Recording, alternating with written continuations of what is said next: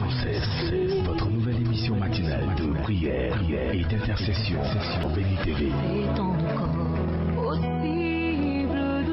Êtes-vous malade? Avez-vous un blocage quelconque? Votre vie est-elle menacée? Sentez-vous des oppressions? Et avez-vous d'autres sujets pour lesquels vous souhaiterez compris? Rejoignez cette chaîne de prière chaque matin, du lundi au vendredi. Priez sans cesse, du lundi au vendredi, à partir de 5h30. Priez sans cesse. Alors, c'est une très grande joie pour moi aujourd'hui encore d'être en votre compagnie sur ce plateau de Prier sans cesse. Nous sommes à 5h30 du matin en Côte d'Ivoire. Vous êtes à 6h30 au Cameroun, au Gabon, au Congo, et j'espère bien que je dis bien les heures de ces pays-là. Que le Seigneur vous bénisse, que sa grâce vous soit communiquée en grande quantité. Aujourd'hui encore, nous sommes au pied du Seigneur parce que nous savons qu'il est mieux d'être au pied du Seigneur que sur les épaules du diable. Et nous croyons que celui qui ne prie pas sera pris. Et pour cela, nous prions avant d'aller vaquer à nos occupations pour être révigorés, ravivés, restaurés, vivifiés, pour aller remporter les victoires devant les épreuves qui se présenteront à nous parce que nous sommes plus que vainqueurs par le Seigneur, notre Père céleste. Prions le Seigneur. Seigneur, te bénissons, te disons merci pour ta grâce que tu nous as donnée ce matin. Nous sommes en vie. C'est par ton amour. La manifestation de ta bonté nous a couverts. Tes anges étaient là pour nous couvrir et nous garder jusqu'à ce matin. Merci de nous bénir encore et pour ce que tu nous invites à tes pieds pour que nous puissions être restaurés, révigorés pour la journée. Merci Seigneur au nom de Jésus. Amen. Madame Rebecca Assouma est là. Madame Assouma Rebecca. Papa Antoine aussi est là, Monsieur Atsin est là, et notre jeune stagiaire, elle aussi, elle est là. Elle est très souriante, vous ne la voyez pas, mais juste pour vous dire qu'il y a en face des gens que vous voyez, mais derrière, il y a toute une équipe qui travaille. Il est bon pour nous de les mentionner chaque fois que nous sommes là, parce que sans eux, cette émission ne se tiendrait pas. Aujourd'hui, j'ai envie de vous donner un conseil pour que vous puissiez entrer dans certaines grâces. Il y a des petites actions que nous pouvons poser pour pouvoir recevoir des exaucements à des sujets qui nous tiennent à cœur. J'ai noté deux exemples dans la Bible, celui de la femme Sunamite et celui d'Abraham. Voici ce que la Bible dit à propos de la femme Sunamite dans 2 Rois chapitre 4 à partir du verset 8. Un jour, Élisée passait par Sunem. Il y avait là une femme de distinction qui le pressa d'accepter à manger. Et toutes les fois qu'il passait, il se rendait chez elle pour manger. Elle dit à son mari, « Voici, je sais que cet homme qui passe toujours chez nous est un saint homme de Dieu. Faisons une petite chambre haute avec des murs et mettons-y pour lui un lit, une table, un siège et un chandelier afin qu'il s'y retire quand il viendra chez nous. » Élisée étant revenu à Sunem, se retira dans la chambre haute et y coucha. Il dit à Géasi, son serviteur, « Appelle cette Sunamite. » Géasi l'appela, elle se présenta devant lui. Et Élisée dit à Géasi, « Dis-lui, voici, tu nous as montré tout cet empressement. Que peut-on faire pour toi? Faut-il parler au roi?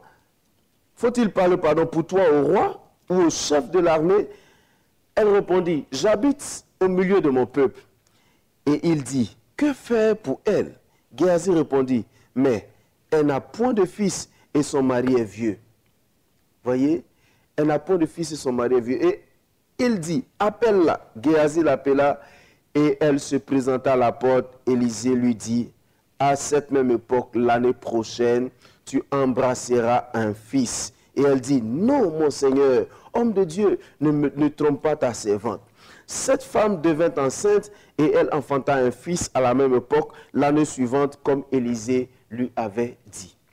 Juste pour dire que la femme a remarqué que cet homme passait là, sûrement il était étranger à Sunem, donc il passait là pour aller vaquer à ses occupations. Et chaque fois, la femme l'invitait à manger simplement, c'est-à-dire à manger. Et dans ces genres d'endroits, quand quelqu'un invite quelqu'un, c'est vraiment un grand buffet qu'on dresse pour que la personne se sente bien à l'aise et que la personne ait le choix. Donc il mangeait. Et la femme dit, mais attends, au lieu qu'il mange et qu'il s'en aille, on ne sait même pas où il dort. Il faut qu'on lui fabrique une petite chambre on met tout ce qui peut lui être utile et nécessaire, et puis il va se reposer après avoir mangé. Et chaque fois, c'était comme ça. Et quand la Bible nous dit, chaque fois que Élisée revenait, c'était à répétition. Chaque fois, il revenait, et la fois où ils ont dormi, ça veut dire que la femme n'avait pas peur de dépenser, d'investir pour les choses de Dieu, pour les choses qui pouvaient faire plaisir à quelqu'un. Elle n'a pas dit son besoin à Élisée. Au premier, Élisée ne savait pas le besoin réel de la femme. Il lui a demandé, mais est-ce que tu veux qu'on te présente au roi ou bien au général? Elle dit, mais j'habite au milieu de mon peuple. Ça dit, je les connais tous ceux-là, ce n'est pas un problème. Parce que quand on n'avait pas de femme de distinction, c'était une femme riche. Une femme qui n'avait pas besoin de rien du tout. Elle avait toutes les relations, elle avait tous les moyens qu'il fallait. Et finalement, il s'est trouvé que c'est Géasi qui remarque que depuis qu'on vient ici, on n'entend pas de noms, de petits noms, comme Boutchou, comme Choupinou, comme ouais, tout ça, les chouchou, on n'entend rien. Donc Géasi dit, regarde, le vieux, là, ici, là, depuis on vient là, on n'entend pas le nom de quelqu'un.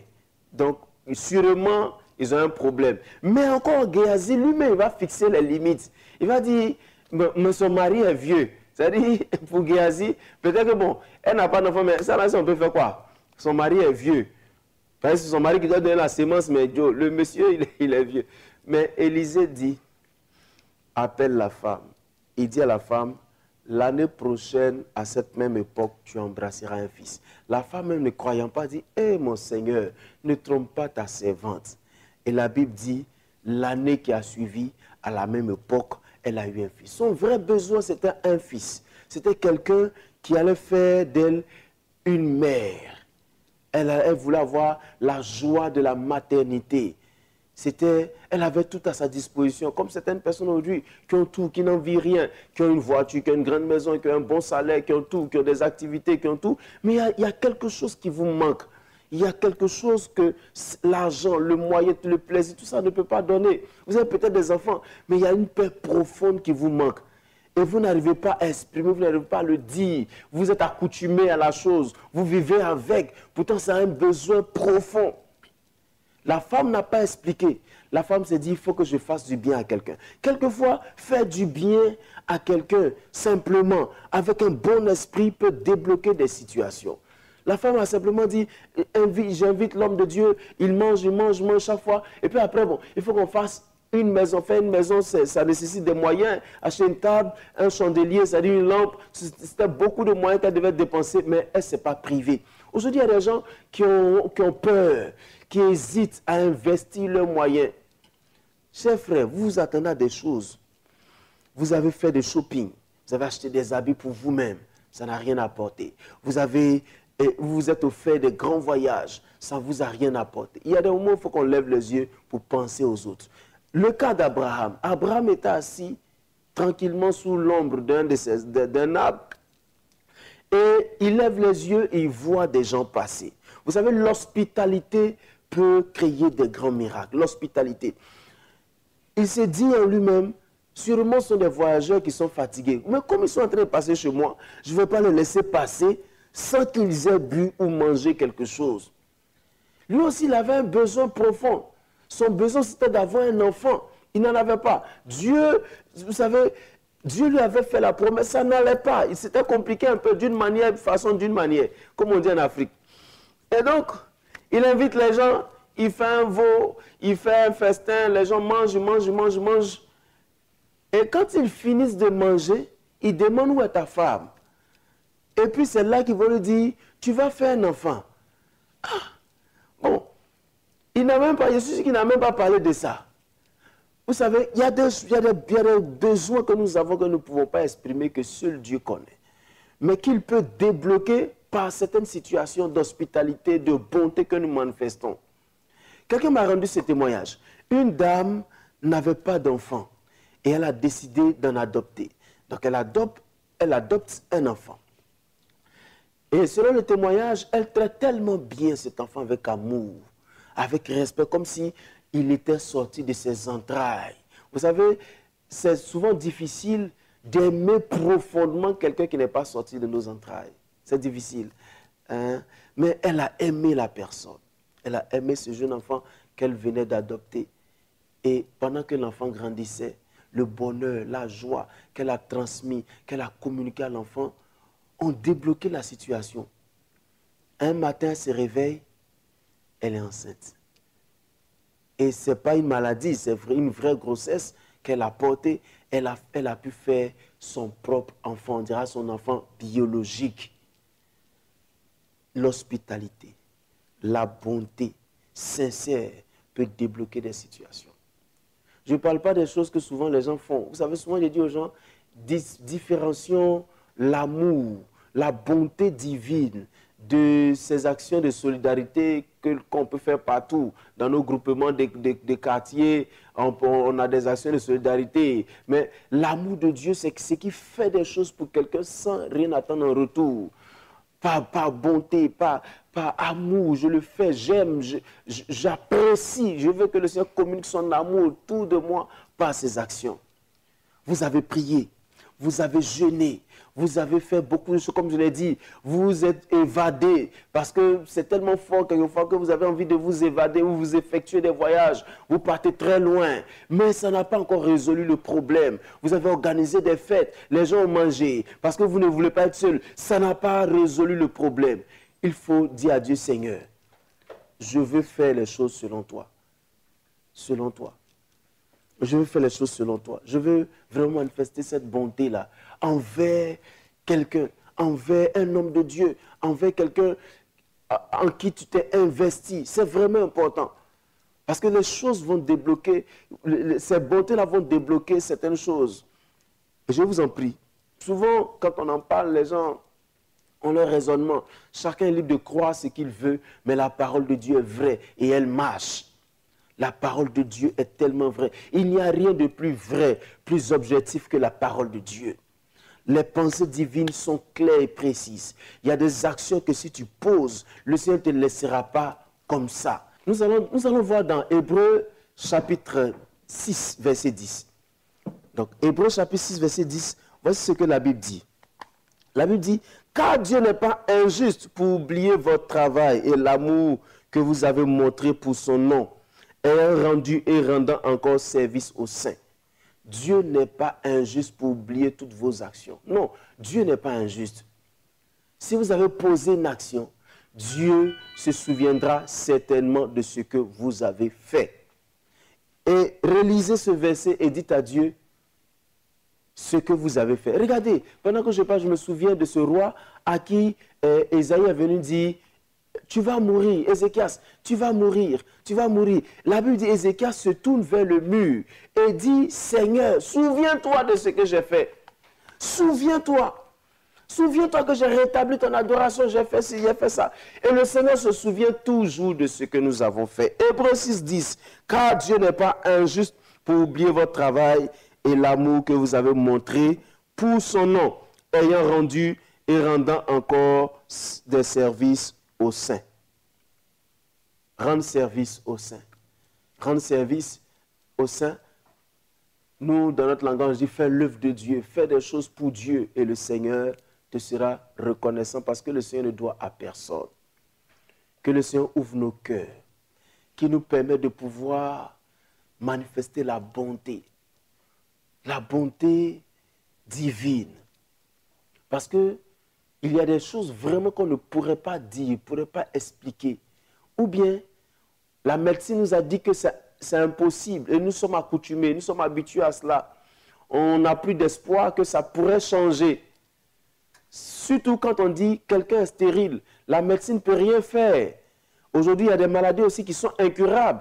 Quand une fois que la personne est déclarée incurable, elle perd espoir, elle essaie de s'habituer à son sort et vivre avec. Et puis bon, quelquefois, elle est déstabilisée parce qu'elle sait qu'elle ne pourra pas guérir. Elle se dit qu'elle ne pourra pas guérir. Pas qu'elle sache, mais elle se dit qu'elle ne pourra pas guérir. Et elle ne fait plus d'action. Mais je crois qu'une action de bonté, une action d'amour à l'égard de quelqu'un te fera du bien, va changer la situation. Job disait, la malédiction de celui qui partait mourir venait sur moi. Parce que je faisais du bien aux orphelins, aux veuves. Il leur faisait du bien. Il manifestait de la bonté au point où le Seigneur a pu le garder. Il n'a même pas péché contre Dieu quand il était dans les épreuves. Vous voulez avoir des bénédictions? Commencez à manifester de l'amour réel, de la bonté. Faites comme Abraham, faites comme la Sunamite, faites comme beaucoup de personnes de notre temps qui ont pratiqué l'hospitalité et qui ont été bénis véritablement par le Seigneur. Père, merci pour nos cœurs. Oh, nos cœurs, Père, nos cœurs ont besoin de toi. Nous avons besoin de vivre selon toi, marcher selon ta volonté, vivre selon tes principes. Et maintenant, tu nous dis, si vous savez ces choses, vous êtes heureux pourvu que vous les pratiquiez. Nous voulons, Seigneur, pratiquer ta parole, pratiquer l'hospitalité. Tu l'as même dit, ne dis pas à ton prochain, va et reviens demain. Si je suis capable, si tu es capable de lui faire du bien maintenant. Parce que le jour favorable, le jour de bénédiction, c'est aujourd'hui, c'est maintenant. Seigneur, nous savons que tu veux nous bénir. Nous voulons nous accommoder, nous voulons nous aligner à ta volonté. Suivre ce que tu veux faire, Père. Je crois que tu nous accompagnes. Je crois que tu ouvres nos cœurs. Je crois que, Seigneur, ces déceptions qui nous ont éloignés de l'hospitalité sont enlevées de nos cœurs. Nous nous élevons au-dessus de ces choses pour marcher selon ta voie. Au nom puissant de notre Seigneur Jésus-Christ, nous sommes bénis et nous restons bénis. Seigneur, nous croyons que tu vas nous conduire au nom de Jésus. Amen. Nous sommes bénis au nom puissant de notre Seigneur Jésus-Christ. Nous croyons que nos vies seront des bénédictions pour des gens.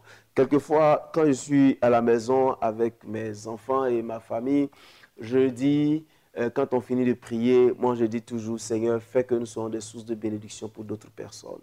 Nous voulons, il faut qu'on fasse cette prière. Ta vie ne servira à rien si tu n'es pas utile à quelqu'un autour de toi. Soyons utiles aux gens autour de nous et le Seigneur nous bénira certainement. Aujourd'hui, je veux qu'on prie. Prie pour ces femmes qui ont été abandonnées seules avec leurs enfants. J'ai été touché par cette dame qui nous a écrit, qui a dit, voici, je suis seule avec mes enfants. Cette année, il n'y a pas de scolarité, c'est difficile, même pour manger c'est difficile, je n'ai pas de soutien. Je voudrais que nous prions pour ces personnes. Le Seigneur seul sait dans quelles conditions difficiles ces personnes-là sont. Et quelquefois, elles sont critiquées, elles sont mal jugées parce que les gens ne sont pas dans leur intimité, dans leur secret pour pouvoir voir combien ces personnes sont. Nous allons dire, Seigneur, souviens-toi de ces femmes, de ces personnes. Quelquefois, elles sont veuves, mais elles n'ont personne pour les aider. Seigneur, je prie que tu étendes ta main dans la vie de ces dames et leurs enfants, ces enfants orphelins, ces enfants abandonnés même quelquefois. Père, je prie que tu te souviennes et que tu donnes ta grâce. Seigneur, tu peux motiver, tu peux mobiliser toutes les ressources pour que ces dames et leurs enfants ne soient pas dans la détresse, dans l'angoisse, dans le manque. Je prie notre Père que ta grâce les visite, que ta grâce leur soit communiquée en grande quantité. Ouvre des portes devant tes enfants, ouvre-leur des portes. Ces enfants crient à toi, leur mère crie aussi à toi, Seigneur. Oh, regarde la souffrance de ces moments qui ne savent même pas comment nourrir le lendemain leurs enfants. Père, mais qui te font confiance, qui crient à toi. Et je sais que tu vas répondre à leurs prières. Je sais que tu vas les aider, Seigneur. Tu vas susciter des moyens. Tu vas permettre à ces personnes de scolariser leurs enfants, de donner à manger à leurs enfants et d'avoir une famille paisible, Père. Merci, Seigneur, parce que je sais que tu les bénis au nom puissant de Jésus. Amen. Nous sommes bénis au nom de Jésus. Nous allons prier pour Bognon Niali Franck, et qui dit qu'il s'est réveillé un matin avec une douleur au cou et dont il souffre terriblement. Que le Seigneur guérisse, donne sa grâce. Nous allons prier aussi pour Ako Martine, que Dieu bénisse sa vie et que le Seigneur stabilise sa vie matrimoniale. Et prier pour Danho Daignon Malidi. Voilà, Malidi. Et prier que le Seigneur fortifie sa vie, sans oublier notre frère Soré Seydou. Et prier que le Seigneur le bénisse. Seigneur, merci pour toutes ces personnes que nous venons de citer. Nous croyons que tu les connais mieux que nous. Alors nous te les portons sur ton autel. Père, garde-les, sauve-les, délivre-les. Que ta grâce ne leur manque point, Seigneur. Que ta faveur soit leur partage. Ô Seigneur, je prie que ta grâce soit leur partage dans le nom puissant de Jésus-Christ. Je prie que ta faveur ne s'éloigne point de tes enfants dans le nom puissant de Jésus. Seigneur, tu connais profondément leurs besoins. Tu sais comment pouvoir réellement à leurs besoins. Interviens, Seigneur. Interviens pleinement dans leur vie dans le nom puissant de Jésus-Christ. Je crois, Seigneur, que tes enfants ne manqueront de rien parce que tu es le bon berger. Tu es le berger qui conduit tes enfants dans de verts pâturages. Merci de les accompagner, de les garder au nom de Jésus. Amen. Prions pour cette ONG, cette ONG qui œuvre dans le milieu des enfants des pasteurs. J'aime bien cette ONG dirigée par une maman. Et nous prions que le Seigneur permette que cette ONG ait les moyens d'accompagner les fils et les filles des pasteurs. Parce que quelquefois, nous les pasteurs, quand on s'occupe tellement des gens de l'extérieur que quelquefois, malheureusement, on oublie nos enfants. Et cette dame-là s'est dit, il faut que je m'en occupe. Il faut que les enfants des pasteurs aient une bonne éducation. Et je bénis Dieu pour Maman Touré. Oui, prions. Seigneur, merci pour ta grâce et ta fidélité. Merci parce que je sais que tu les accompagnes. Tu accompagnes cette ONG qui travaille pour donner de la stabilité spirituelle à nos enfants, aux enfants de pasteurs et serviteurs de Dieu.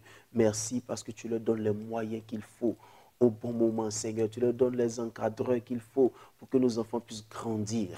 Seigneur, tu nous as dit de communiquer à nos enfants les habitudes qu'ils doivent avoir quand ils seront grands, pour ne pas qu'ils se détournent de toi, Seigneur. Merci pour cette ONG et pour tout ce qu'ils font au nom de Jésus. Amen. Tu es malade, mets ta main là où tu as mal pour qu'on prie. Seigneur, merci pour ces personnes qui sont malades aujourd'hui. Je prie que ta grâce vienne totalement dans leur vie. Guéris-les, Seigneur, de leur position, Père. Tu n'es pas limité. Je crois que ta main de grâce vient pour les libérer de tout ce qui est maladie dans le nom puissant de Jésus. Je crois que, Seigneur, ta grâce vient les toucher. Quel que soit le nom de la maladie disparaît de leur vie dans le nom puissant de Jésus. Merci, Seigneur, de les toucher. Au nom de Jésus. Amen. Prions pour la journée. Seigneur, merci pour cette journée que tu bénis. Tu accompagnes tes enfants durant toute cette journée. Tu les bénis, Seigneur. Ils remportent des victoires. Ils sont heureux quand ils reviennent à la maison parce que tu leur as donné de remporter des victoires. Leurs ennemis sont tombés devant eux. Seigneur, leurs ennemis tombent. Et toi, tu remportes des victoires avec eux, Seigneur. Parce que la Bible dit, avec toi, nous ferons des exploits. Ils font de grands exploits aujourd'hui et ton nom est glorifié. Merci au nom puissant de Jésus. Amen. Nous sommes bénis au nom puissant de notre Seigneur Jésus-Christ. Vous étiez à l'émission au programme de prière, Prier sans cesse. C'est un bonheur pour nous de partager ces petits instants avec vous chaque matin parce que vous savez, avoir une communion, une connexion avec le Seigneur avant de sortir pour aller vaquer à nos occupations est une chose très importante qu'il ne faut pas manquer.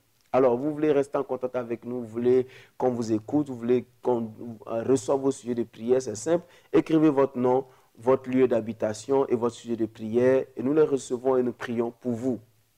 Ne vous inquiétez pas, si nous recevons vos sujets de prière, nous prions, nous implorons le Seigneur pour vous, même si nous ne disons pas votre nom à la télévision.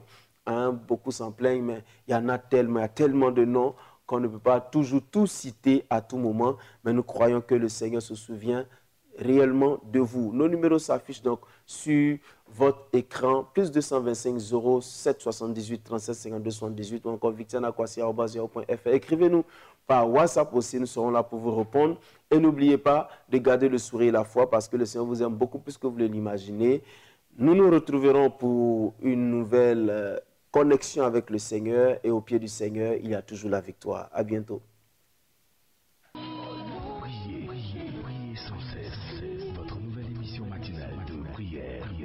Intercession sur Béni TV.